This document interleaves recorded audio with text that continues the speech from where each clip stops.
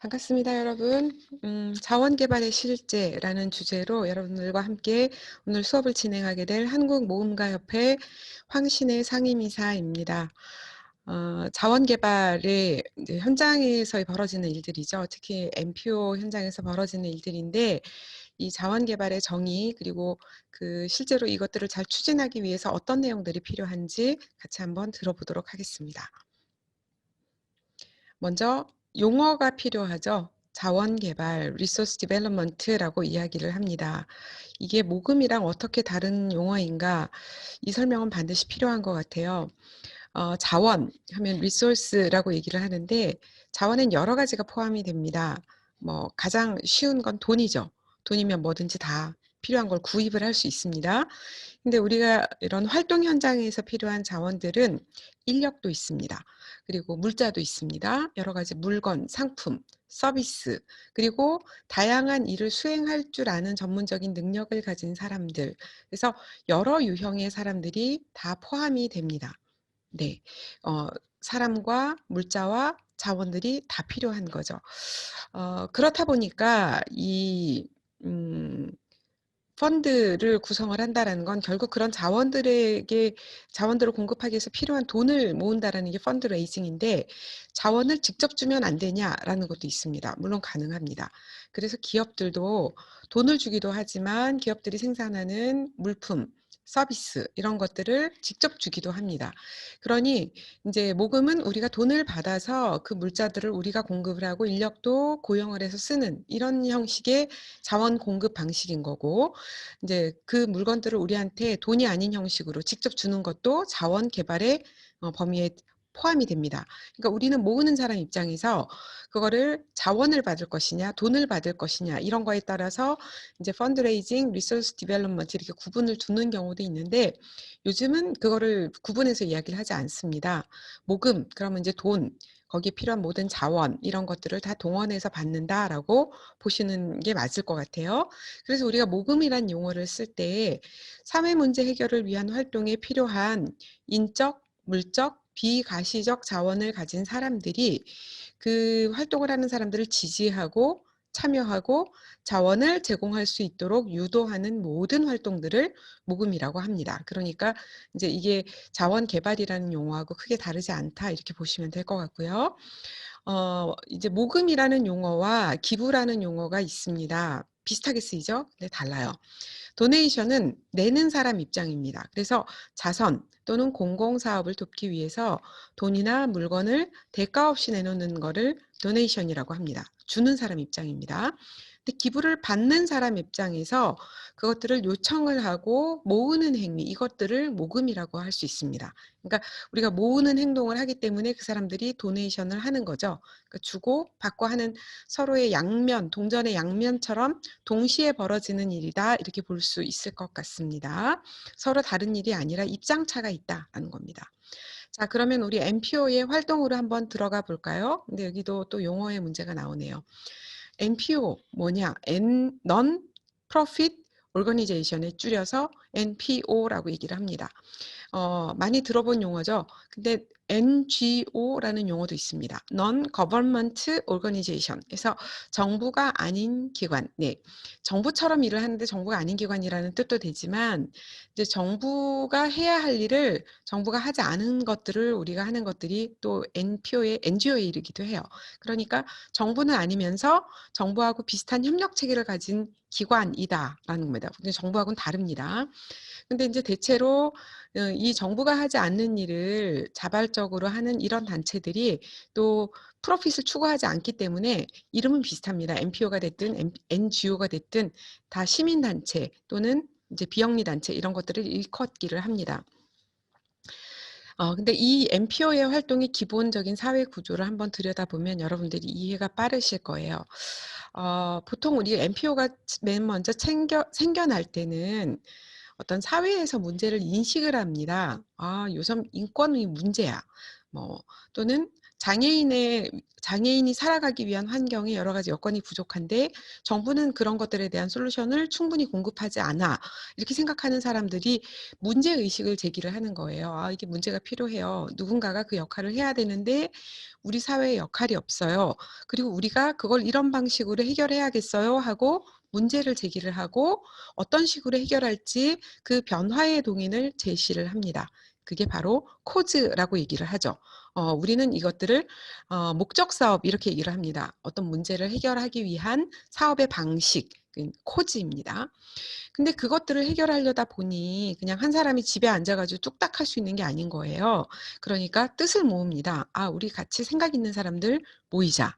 인력, 재정, 조직력 이런 게 마련이 됩니다. 사람이 일하려면 돈이 필요하잖아요. 네, 그래서 이런 게 구성이 되고 또 '아, 우리끼리만 하면 안 되니까 인제 쪼끔 더 사람들한 뜻을 모으자. 사람들한테 알리자. 홍보하자.'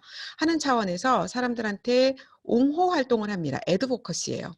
그래서 이렇게 조직이 모여서 여러 가지 구조적으로 일을 하다 보니 이거 우리만 하는 것보다는 외부에다가 공감이나 지지를 불러일으키는 것이 훨씬 파급 효과가 크죠. 그래서 이런 것들을 위해서 해결할 문제, 목적 사업, 조직을 갖추고 공감과 지지를 확보하는 모든 활동을 통해서 우리가 본 작은 문제가 사회 전체의 문제로 인식이 되더라라는 겁니다. 예를 들어서 히키코모리 얘기를 들어볼까요? 히키코모리 아무도 들여다보지 않습니다. 근데 누군가가 그 문제를 봤어요. 청년의 고립, 방 안에 문제 있는 거는 사회적으로 건강하지 않아. 그 청년들을 사회 문제로 인식을 하고 바깥으로 어떻게 하면은 자립을 할 수 있도록 끌어내 줄까? 우리가 조직화해서 뭔가를 해야겠어. 청년 자립 프로그램을 마련을 하고 일을 합니다. 근데 우리만 하면 힘들잖아요. 그러니까 이 청년 공동체들을 만들고 거기에 어떤 멘토도 도와주고 이런 시스템을 정부가 지원할 수 있도록 공감과 지지를 이끌어내는 활동을 또 합니다. 홍보를 하는 거죠. 그러면 사람들이 인식을 해요. "어우, 저긴 우리가 도와야 될 일이야."라고 말을 하게 된다라는 겁니다. 이렇게 기반이 돼야 NPO가 비로소 일을 할 수 있는 구조가 됩니다.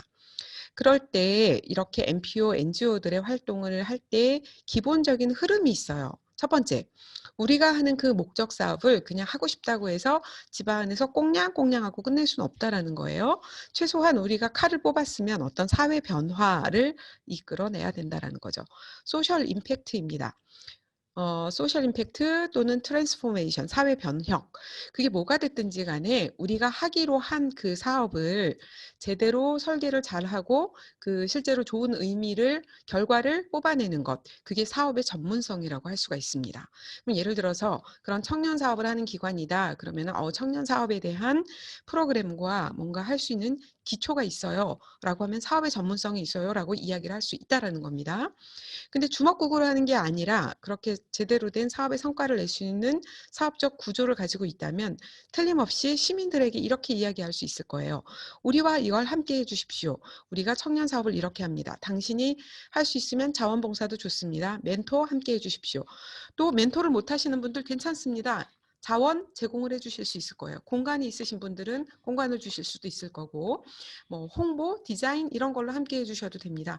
그것도 안 되시는 분들은 2만 원, 3만 원의 정기 후원도 괜찮고 한 명의 사람을 위한 장학금도 주실 수 있습니다. 이런 식으로 사회 활동에 대해서 참여를 촉구를 하게 됩니다. 그러면 사람들이 그걸 우리에게 공감을 하고 "오케이. 당신 단체들이 그 일을 하니까 나는 자원봉사, volunteer로 함께 할게요.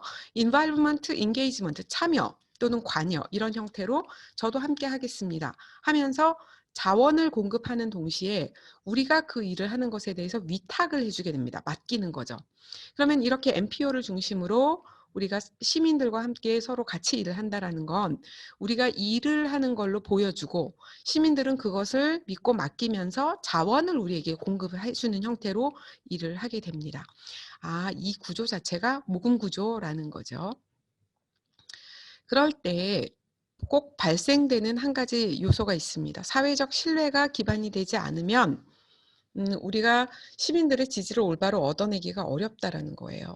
뭐 잠깐 눈속임은 할 수 있겠지만 '저기가 조금 이상해.'라고 보이면 안 된다라는 겁니다. 오랫동안 지켜보니까 '저 단체가 일을 참 잘하네. 후원금을 줘도 되겠네.' 하는 구조가 되는 게 사회적 신뢰의 문제라는 거예요. 그럼 그 신뢰를 얻기 위해서 우리가 무엇을 해야 되는 거냐? 인제 첫 번째 accountability라고 했습니다.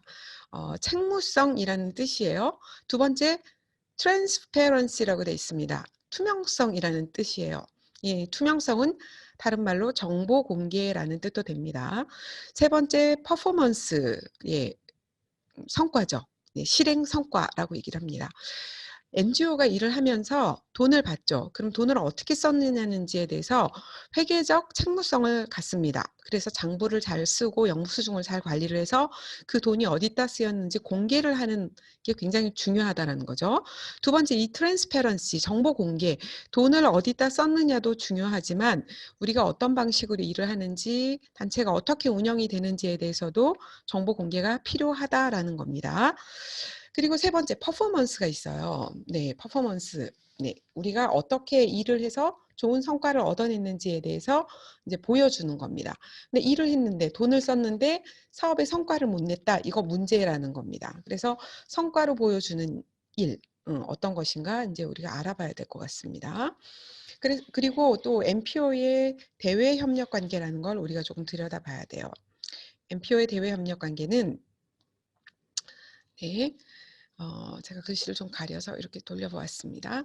이제 MPO의 대외 협력 관계는 음 우리가 단체가 모여서 일을 하게 되는데 내부의 과 혀 환경이 있고요. 외부적 환경이 있습니다. 그러니까 내부의 환경이라고 하는 것은 MPO 안에 우리가 역할이 서로 다른 사람들이 섞여 있다는 겁니다. 어떤 사람들은 활동을 합니다. 어떤 사람은 모금을 합니다. 우리 내부에서 서로 역할이 다르지만 우리 목적 사업을 추구하기 위한 활동을 하는 거예요. 누구는 직접 활동, 누구는 간접적인 재원 확보 활동이 있는 거죠. 근데 이 활동을 할 때 우리가 정부, 기업 또는 외부의 시민들 이런 활동의 외부적 환경을 또 갖게 됩니다. 근데 이 대외 협력 관계가 중요한 것은 우리가 평소에 외부하고의 인맥을 잘 쌓아 놓거나 협력 관계를 잘 만들어 놓은 조직은 모금을 하기가 좋아요.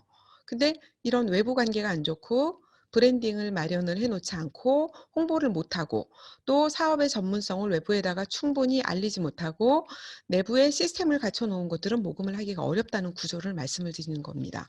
왜냐하면 결국은 우리가 인맥이 많을수록 그 사람들하고 뭔가 활동을 하기가 좋아지는 거죠. 그러니까 예를 들면 정부에도 사람이 있고 기업도 사람이 있고 우리가 시민 관계에도 사람이 있습니다. 근데 예를 들어서 우리가 정부하고 협력을 한다 할 때 정부의 공무원하고 평소에 친하게 지내던 사이다. 잘 알고 왔다 갔다 하던 사이다.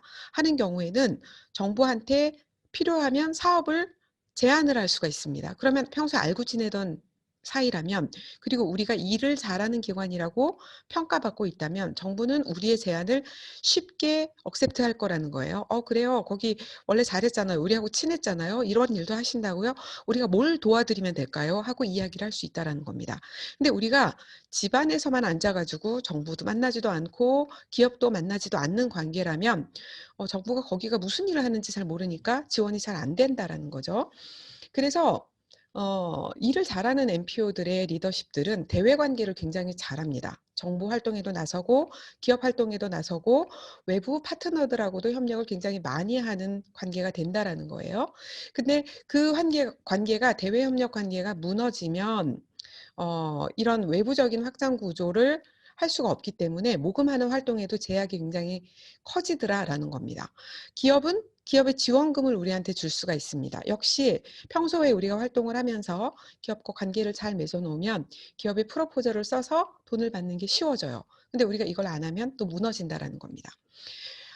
평소에 우리가 봉사자들, 수혜자들 그리고 수혜자를 지원하는 여러 기업과 관계들에게 있어서 이런 활동들을 잘 관계를 안 만들어 놓게 되면 또 이게 어렵다라는 얘기죠. 모금을 하기가 어렵다라는 얘기입니다. 그래서 모금은 대외 관계를 잘 해 놓은 것과 굉장히 어 영향이 크다라는 거고 브랜딩, 홍보 이게 모금에 주는 영향도 굉장히 크다라는 거죠. 유명하게 알려져 있는 곳들은 모금을 하기가 쉽습니다. 근데 기관이 이름이 잘 알려져 있는 곳 있지 않은 곳들은 모금을 할 때 사람들이 기관을 모르기 때문에 후원금을 잘 안 주려는 경향들이 있다라는 겁니다. 그래서 '아 모금을 열심히 하는 곳들은 홍보도 열심히 하더라.'라는 것들을 기억을 하셨으면 좋겠습니다. 어 이런 관계 안에서 모금은 굉장히 다양한 방식으로 이루어집니다.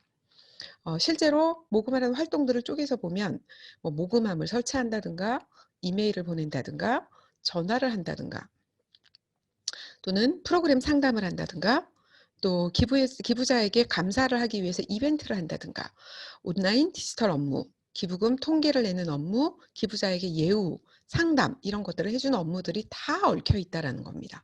직접 만나기도 하고요. 어떤 사람은 데이터 관리 업무도 일을 하기도 합니다.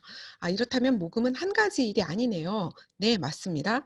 모금은 굉장히 복합적이고 다양한 성격의 일을 합니다. 그러면 한 사람이 저 일을 할 수 있을까요? 아니에요. 그래서 모금은 되게 여러 사람이 함께 협력을 하지 않으면 안 되는 일이다.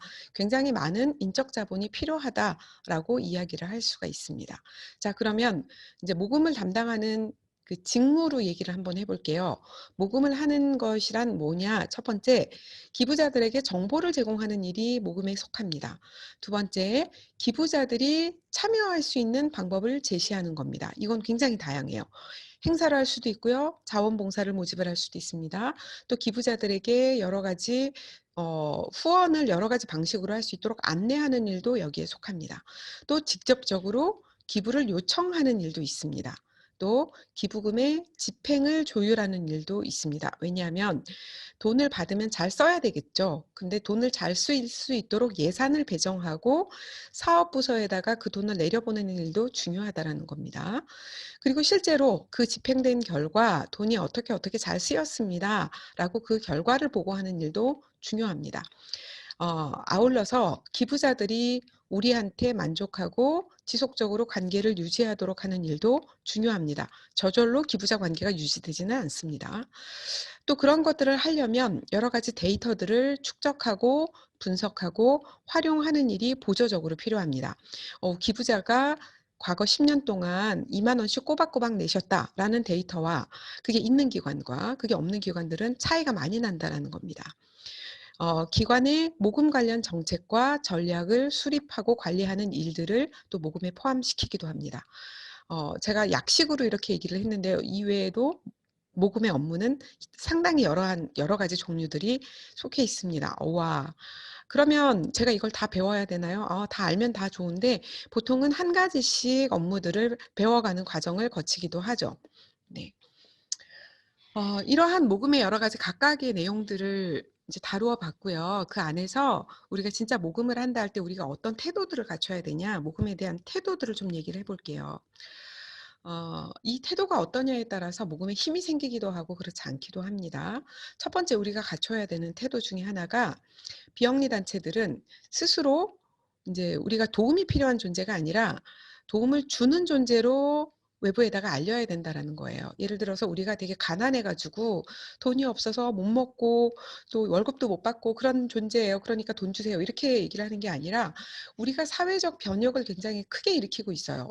지금 아무도 못하는 일을 우리가 하고 있거든요. 단지 우리한테 돈만 없을 뿐이에요. 재정적으로 서포트를 해 주시고 우리한테 같이 참여를 해 주시면 우리가 더 큰 사회 변화를 일으킬 거다는 겁니다.'라고 우리가 도움을 주는 존재로 인식을 시켜야 되는 거죠. 메시지 라인이 달라지는 겁니다. 근데 어떤 단체들은 "우리 기관에 돈이 없습니다. 돈을 보태 주세요." 이렇게 모금을 하는 데가 있다라는 거예요. 그렇게 하면 안 된다라는 겁니다.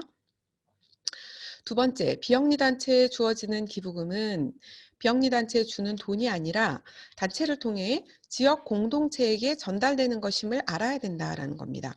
쉽게 말하면 우리 돈이 우리 쓰라고 주는 돈이 아니라 우리를 통해서 사회에다가 풀려져야 되는 돈이다라는 거를 기억을 시켜야 된다라는 거죠.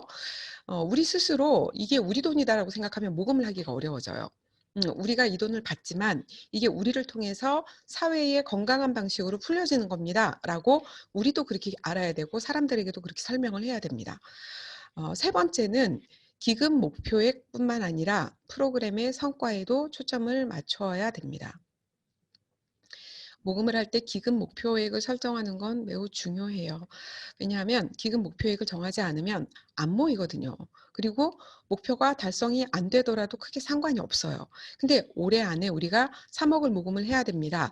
첫 달, 둘째 달, 셋째 달에 각각 어떻게 모금을 할지에 대한 구체적인 계획을 세우고 활동을 정리를 해야 모금이 돼요. 그러니까 목표액을 세우는 건 굉장히 중요합니다. 근데 우리가 여기에만 너무 매몰이 되게 되면 모금의 메시지가 힘이 떨어집니다. 근데 그것보다 더 중요한 것은 뭐냐?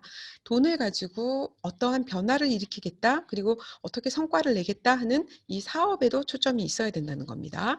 그래서 비영리 단체가 모금을 할 때는 모금을 잘한다, 돈을 잘 번다라는 것도 중요합니다.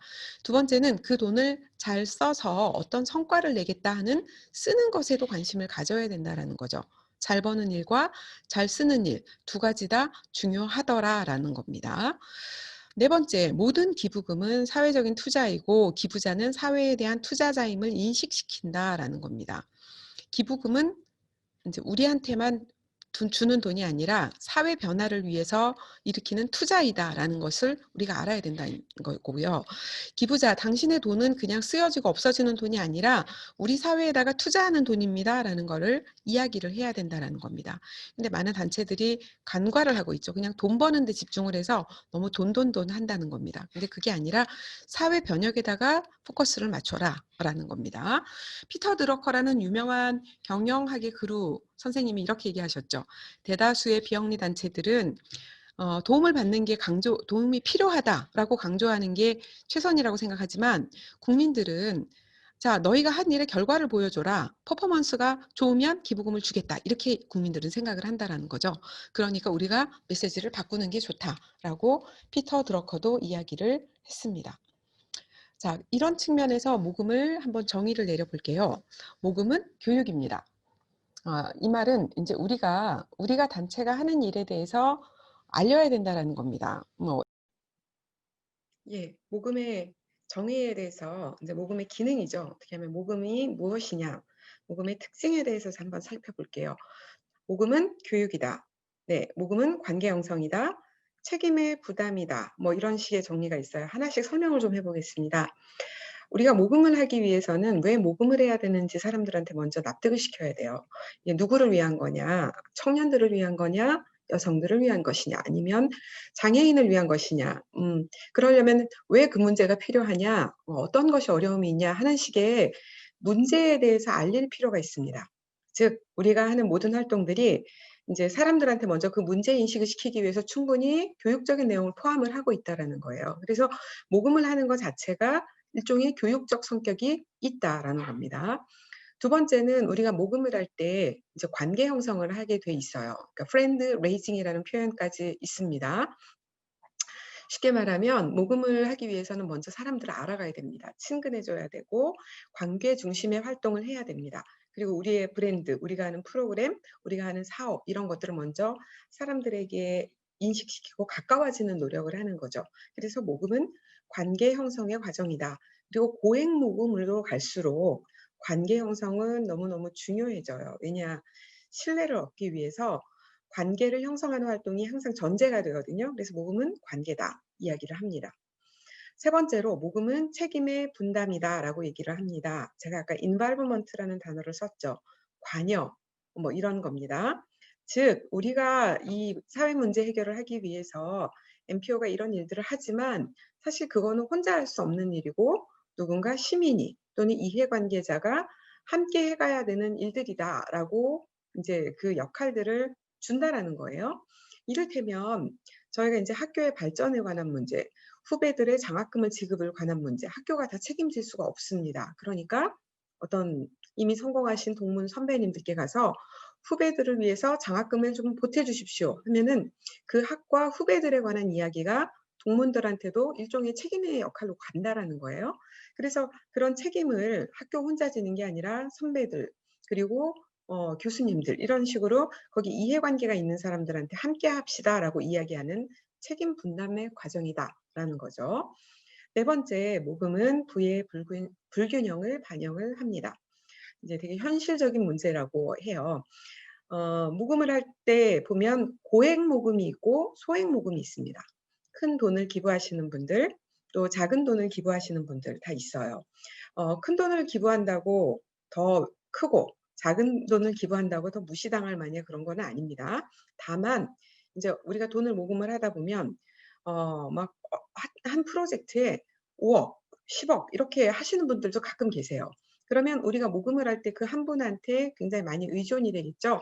예, 그런 인제 모금을 할 때도 더 큰 것으로 기부하시는 분들은 그만큼 크게 참여하시고 작게 기부하시는 분들은 작게 참여하고 이런 현상들이 벌어진다라는 거죠. 그리고 빈익빈 부익부 현상이라고 해서 더 모금을 잘하는 곳들은 더더 잘하게 되고 모금을 못하는 곳들은 환경이 열악해서 더더더 모금을 못하게 되더라. 이것도 굉장히 불균형한 상태입니다. 근데 그게 되게 현실적인 문제로 존재한다라는 겁니다. 다음은 "모금은 팀워크다." 이렇게 얘기를 합니다. 팀워크. 네. 혼자 할 수 없는 일이라는 거죠. 서로 협력을 해야만 한다. 모금을 못하는 기관들은 팀워크가 잘 안 되는 경우가 많아요.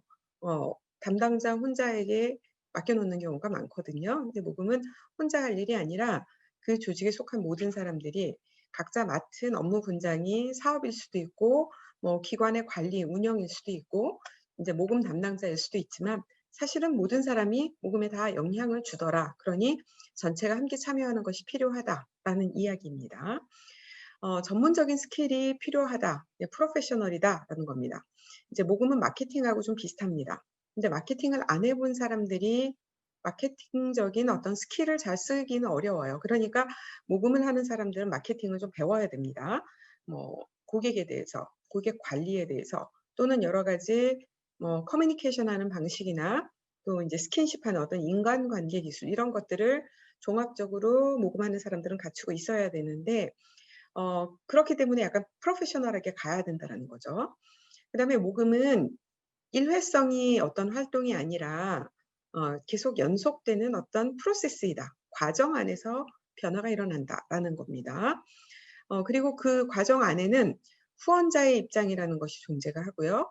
그 후원자와 우리 사이의 관계의 형성 이런 것들이 굉장히 중요하게 들어간다라는 걸 기억을 하시면 좋겠습니다. 이제 모금의 한 10 가지 특성들을 먼저 살펴보려고 해요. 모금은 돈입니다. 네. 모금은 돈이 아닙니다. 뭐가 맞을까요? 네. 돈을 모으는 게 모금 맞죠? 근데 인제 우리가 돈에다가 너무 포커스를 맞추면 이게 어려움이 생긴다고 아까 말씀을 드렸습니다.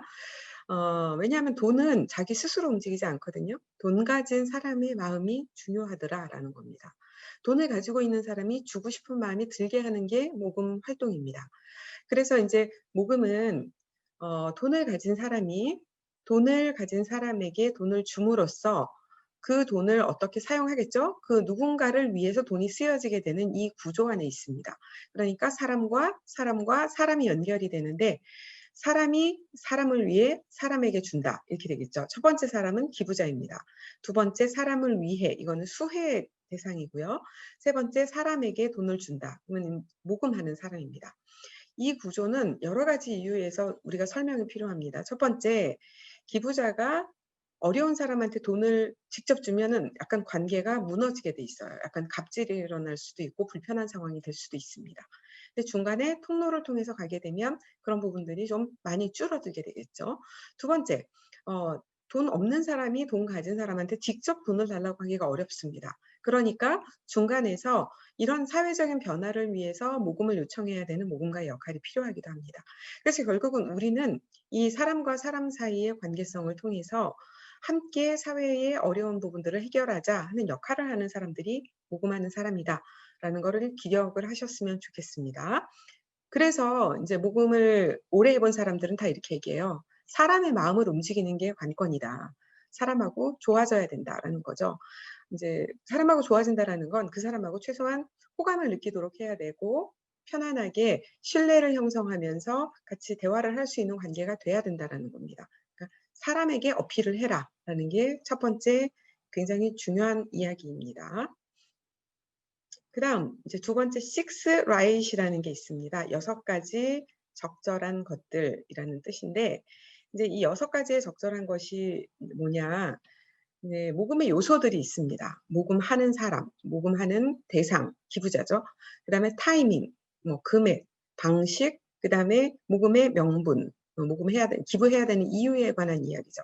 이 6가지가 우리가 내용을 잘 구성을 해서 누구한테 언제 무엇을 가지고 이야기할 것이냐를 기본적으로 고민을 해야 하는데, 그게 적절한 요소들이 다 따로 있더라라는 겁니다. 예를 들어서 어느 기업의 사장님에게 이야기할 때는 말단 직원이 이야기하는 것보다 기관의 국장님이나 관장님이나 대표자님이 이야기하시는 게 훨씬 더 효과적일 거라는 거예요. 적절한 사람이 따로 있더라라는 거죠. 이게 이미 오래 알고 있던 사람이 후원을 요청하는 것과 처음 본 사람이 후원을 요청하는 건 다를 거라는 거예요. 그러니까 누가 친분이 있느냐 이런 것도 모금가를 결정하는 데 굉장히 중요합니다. 누가 그 일을 잘할 사람이냐라는 게 첫 번째 문제입니다. 두